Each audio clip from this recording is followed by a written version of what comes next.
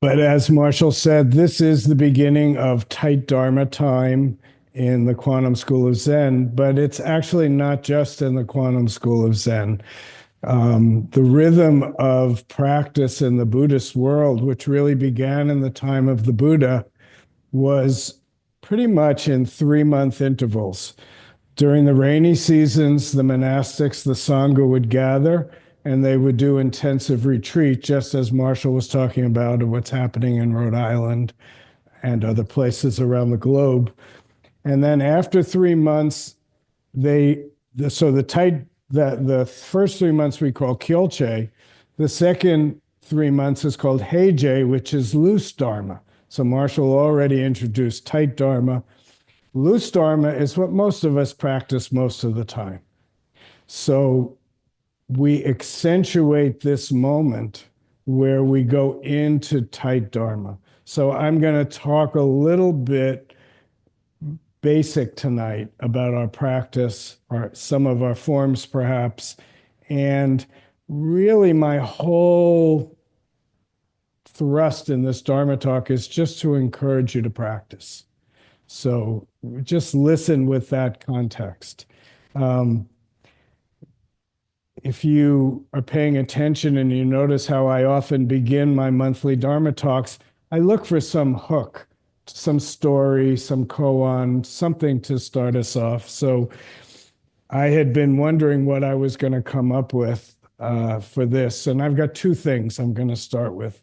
The first one happened about 2 minutes before Marshall introduced the Dharma talk.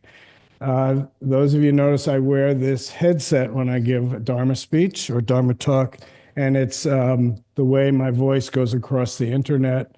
And also, since I'm hard of hearing, it helps me hear better when I have these things in my ears. So I had this headset stuck in between my two mats, and I pulled it out, and it was all in knots. And I could see in my mind came, oh gosh, now I got to get this fast. And I started to try to undo the knots. And and then I said, slow down, just take your time. It likely won't, now this I didn't go through in my mind, but it's not going to take actually it's not going to be shorter by me rushing and getting tense. It's actually going to flow a lot better if I just cool a little bit. And to me, in that moment, that was my experience of turning towards tight Dharma. Because in a sense, really, we're responding to this fundamental question, what am I? That's what Zen practice is about. That's what the whole Buddha Dharma is about. Different traditions have different ways of approaching that question. But the fundamental question in Buddhism is, what am I really?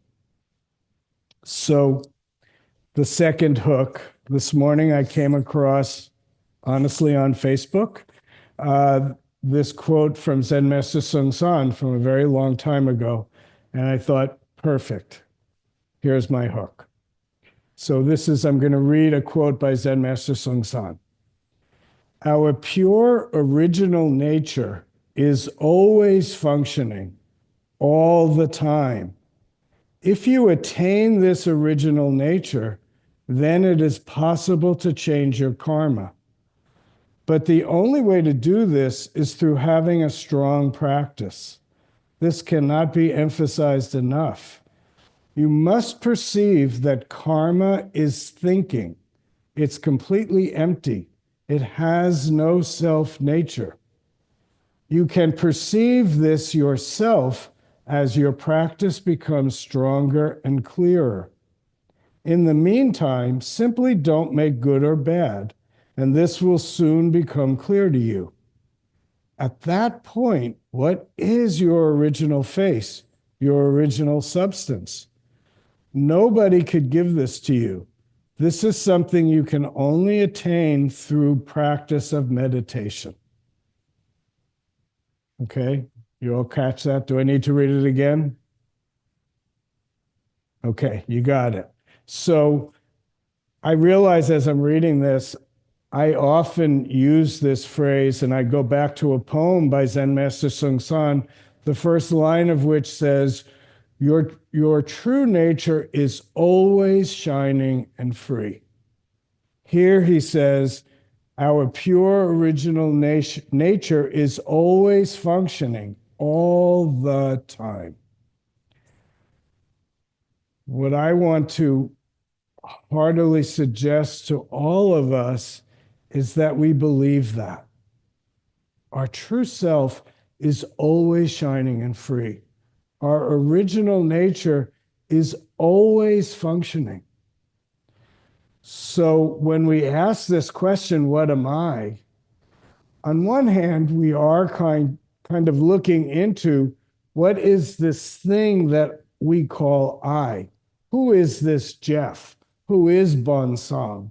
Not the image of Jeff, not my wish that I would be this thing, but what is it that is always functioning all the time? It's actually quite comforting to me to really take in this fact that our true nature is always shining and free. That means whether whether Jeff is experiencing it right now, it doesn't take away from the fact that it's already happening. So our true essential nature is always here. It's always available. In his poem, he goes on to say, human beings make something and enter the ocean of suffering. When Jeff gets created, when Bun Song gets created, when Adam gets created, when Nancy gets created, we fall into a sense of a false self. And we lose more and more contact with this original nature. So during tight Dharma, it's time to get closer, to return to our original nature, which is always shining and free. So our direction for the next 3 months, which really is the same direction we have for our whole life, is to be this original nature, to get Jeff out of the way, to get Sheridan out of the way, so that this original nature is flowing purely and clearly.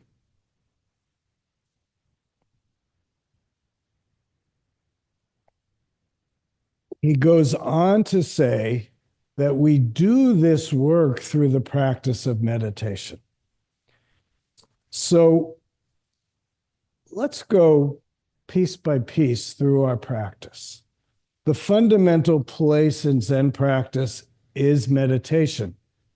We call it sitting Zen, but Zen is meditation.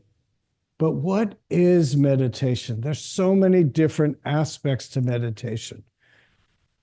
For this tight Dharma talk, we go simply to the great question, what am I? We sit with this question, what am I? In formal meditation, we take some kind of intentional posture. For those of us who could sit cross-legged on the floor, that's what we do. Some of us sit in chairs. Some of us need to lie down. Depending on our body, sometimes we do standing meditation. Sometimes we do walking meditation. In our formal practice, meditation has a very wide view, but it's also quite precise. So we take this posture and we hold our body in an intentional way. And probably as I'm saying that word intentional, that points to meditation. We do it like we say when John Kabat-Zinn first defined mindfulness, he defined it as paying attention on purpose. We become aware of what's happening right now. What am I? What is this? So we take this intentional position and then we find our breath. And pretty much in all the different forms of Zen meditation that I know about, in all the different traditions, there's a lot of things that get said about it, but it fundamentally starts with our breath. So find your breath right now. Intentionally become aware of your breath. And as I'm speaking, try to actually feel it for yourself. So the first thing you might notice is the breath comes through your nose. So keep your mouth closed. Allow the breath to come in through your nostrils. In some types of meditation, you focus on that sensation of the breath coming in through your nostrils. And that actually is a helpful tool. If I have a critique about that tool, is it brings our attention too high up. So what happens to the breath? We breathe in, it comes through the nose, it goes down through our windpipes, and obviously the air goes into our lungs. But also, if we can be intentional and bring our energy a little bit lower, we find that our diaphragm has a lot to do with our breathing. And just as a form of breathing, I'm going to move my camera a little bit. On our inhalation, we like to engage the diaphragm. So the diaphragm actually pushes down and then goes out. So on an inhalation, our breath would make our diaphragm push out. And on the exhalation, the diaphragm falls. Basically, we want to be aware of that. If we can become intentional with our breath, and my suggestion would be to slow your breathing down some. Back when I started in meditation, there really wasn't a lot of discussion about breath and breathing. These days, you read articles in the Washington Post and the New York Times about breathing. And one I recently saw said at the end, it said, it might be helpful for you to find a breath coach. So there are even now coaches for your breath. But you know what? You're going to be the best coach for yourself. Find your breath and find your diaphragm. It might take you a while to do that. Just like I said, I needed to take my time untangling the knot of my headset. Take the time to untangle the knot of your breath. Notice the sensation of it. Can you find your diaphragm? After 2 or 3 breaths, can you remember to pay attention to your breath?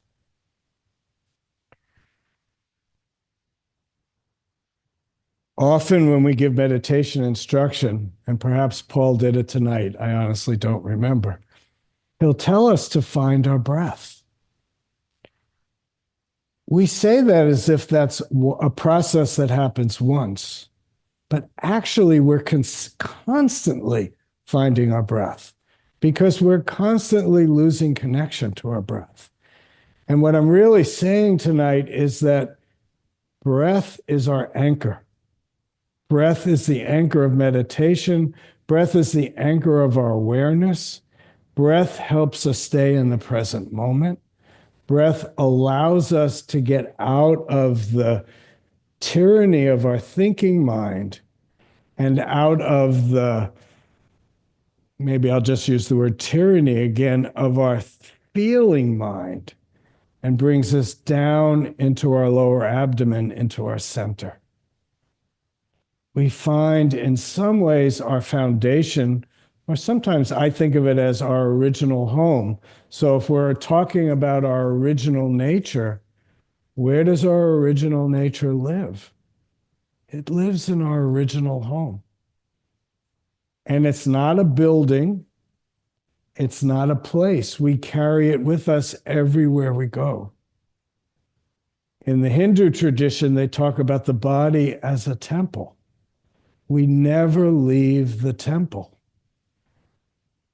our mind flits out and we get stuck in the externalities of our life.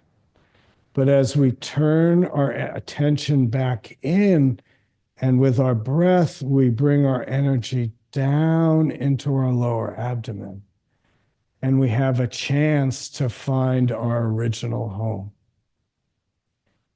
In this quote by Zen Master Sung San, he talks about your original face, your original substance. These are different names for the same thing. What is that? We don't know. We all have a lot of ideas about it. But as Zen Master Sung San says, we can only attain it through our own practice. He says, nobody can give it to you. I can't give it to you during this Dharma talk, but I can point you in the direction for you to look for it. And maybe simply, if we all could spend the next 3 months with curiosity and wonder, looking for our original nature, then we'll be practicing and doing tight Dharma for 3 months. When somebody asked Zen Master Mangang, where can I find the Buddha nature? He responded, right in front of you. The monk said, you say right in front of me, but I can't see it. Zen Master Mangang said, you can't see it because you have I. If you can drop I, then you can see it. The monk responded, so Zen Master, do you see it? Zen Master Mangang replied, if you have I, it is very difficult to see it. But when you make you, it is impossible to see it. So if we can cut through I and you, then we can find it because it's right in front of us. So maybe we could all use this as a tool, as a helpful reminder when we're lost and confused and we wonder, where is it? Remember, Zen Master Mangang said, it's right in front of you. So use your eyes, use your nose, use your tongue, use your body, use all of your senses, including your mind, to see it right in front of you. Some of you may remember that I talk a lot about doing walking meditation. Since the pandemic, I'm out in the street walking a couple hours a day if I can get them. And one of the practices that I've picked up along the way is to start looking for things that I've never seen before. I wander the same streets over and over. Sometimes I'll do the same mile loop 3 times in a day. And if I can remember to look, I'm pretty much guaranteed to see something that I've never seen before. And honestly, it's Jeff could be a little embarrassed to say this, but I've lived in my neighborhood for 33, almost 34 years. And there are houses that I've never seen before. I look at my street, and I live on a pretty long block. I bet you 4/5 of the neighbors I couldn't pick out in a lineup. So there's all of these things that get in the way of just seeing what's right in front of me. So we have this tool. What is it right now, right in front of me? And even when you're sitting in the meditation posture, whether you're in the Dharma room in your own home, open your eyes a second. You know, our meditation, we speak about sitting with our eyes open. Many of us allow our eyes to drift closed. Open them. What do you see now? Open your ears. What do you hear now? What do you taste now? What do you touch now? The truth is all around us. Our true nature is always shining and free. It's always functioning, but we can't find it. What am I? What is this? That's our sitting practice. So during tight Dharma time, do more meditation. If you generally sit 15, 20 minutes a day, maybe you could do that twice. Maybe you could only add 2 more minutes. The point in any kind of practice is to try to fill up the whole space. Oftentimes, and maybe this is a little bit figurative, but we hold ourselves back. We never want to touch the edge. We want to keep ourselves safe by being a little farther back. So maybe you could take another couple of steps towards the edge. And maybe if you're really awake in this moment, take another step. Maybe let your toe get a little bit past the edge and notice what that's like for you. And then if you need to, take a step back. And if a step isn't enough, take a second step back. And then find your breath. And then ask the question, what am I? What is this? What is it that just made me move backwards? Your life is a teacher. In the psychological world, we talk about projective tests. And in a projective test, it's like a Rorschach test. There's no right answer, but anything you come up with says something about your consciousness. So think of your life as a projective test. Good things happen, bad things happen, right and wrong things happen, but these are all made by our thinking. What is it really? So what was it that just made me step back? Me personally, I have a high startle response. I hear a sound, I get this sensation in my chest. Okay, there's a part of Jeff that would love to get rid of that. But it's instinctual. But I can notice it. I can work to accept it. I could actually use it to be more alive and present in the world.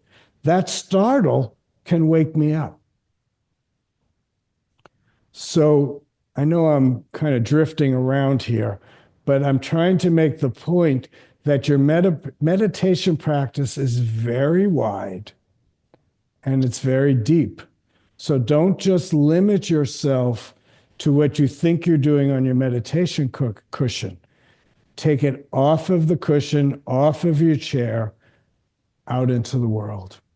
Your true self is always manifest right now. And if our true self is what we're looking for, we're like these starving people who have food in abundance all around us. There's a story Zen Master Seung Sahn used to tell, and it was the difference between heaven and hell. And in hell, you walk into this banquet hall, and there's this incredible table filled with everything your heart could desire. And you sit down, and the chopsticks are 2 feet long. So you pick up your chopsticks to eat. It's the only way you can eat in hell and heaven is with chopsticks, at least for this story. So you pick up the chopsticks, you try to grab the food, you could barely do it. But if you reach across the table, you could grab the food, and then you try to put it in your mouth, and you can't do it because the chopstick's too big. It's impossible. So you're a hungry ghost living in hell in the midst of all this abundance. In heaven, it's the same table, the same chopsticks, except in heaven, you grab the food with your chopsticks and you feed the person across from you. And then it's very easy to eat. And there's enough for us all. So try to live in heaven, appreciate the abundance, and share it.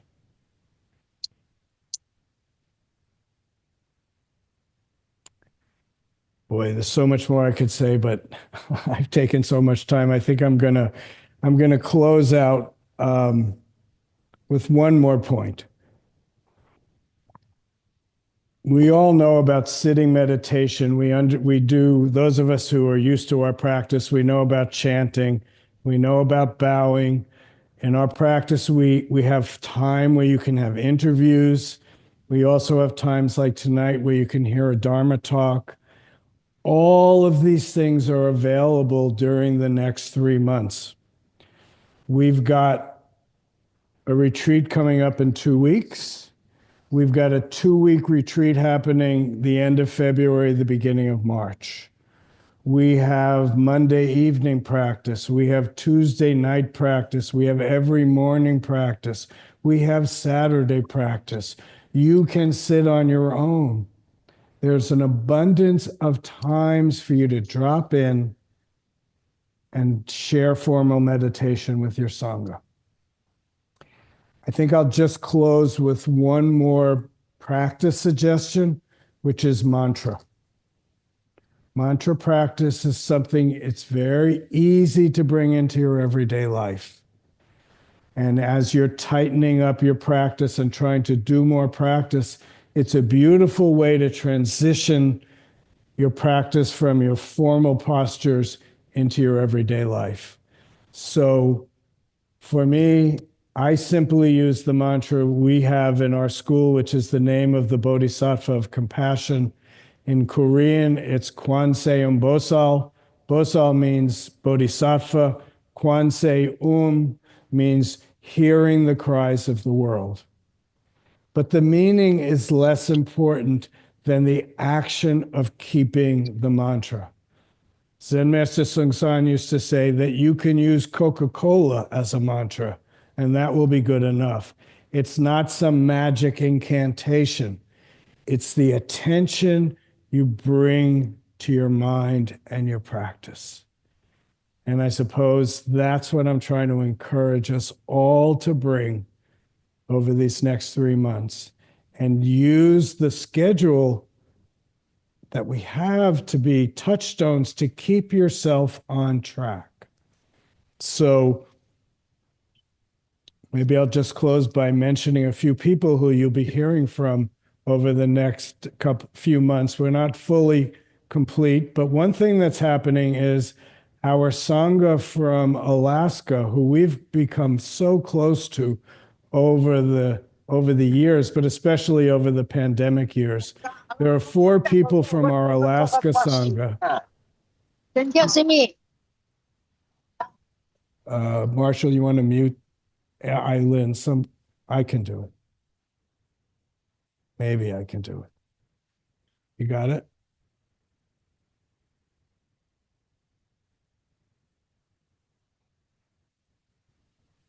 All right, it looks like it's done.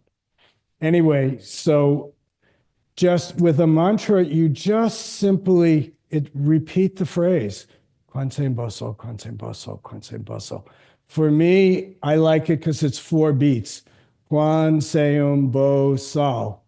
When I do walking meditation, I tie the phrase to my feet. And also I carry beads and I just flip my beads. I don't count them. I just have a way to bring my body and my mind together. None of these practices work if we don't do them. So keep the great question, what am I? We say always and everywhere. It's a beautiful thing to keep the question, what am I, in your dreams. You get a whole view of yourself that you'd never imagine if you watch your dreams. Life is a projective test. We reveal ourselves all the time. Pay attention and look for the cracks where the original nature is always coming through. Your true self is always shining and free. As we're entering these winter months, some of us are moving into a time period that we wish we didn't have to move into. Keep your great question. Keep the grounding of your lower abdomen and your breath. For myself, I have to deal with the outrage that starts to bubble up and overtake me. I have to have a way to bring the outrage back down, because in my outrage, I'm also making something. What is it really? I don't have an answer for you. Just like Zen Master Sun said, nobody can give it to you, but each one of us can find it ourselves. So again, my whole hope was to be a little bit encouraging and to remind you all of the possibilities that Empty Gate Zen Center makes available to you in order to keep your vow, to keep this great question, what am I?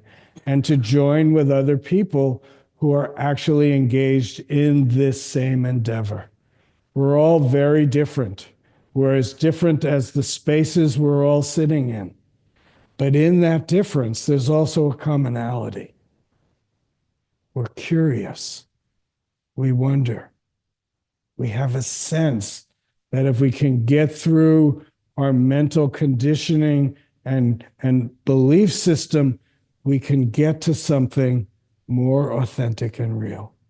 And it's something that we can actually offer to help the rest of us to deal with this life that, as the Buddha said, begins with suffering. That we suffer isn't a mistake. It's not our fault. But the Buddha offered us a way through this suffering so that we could find a way back to our original nature and find our way to offer it in a helpful way to others.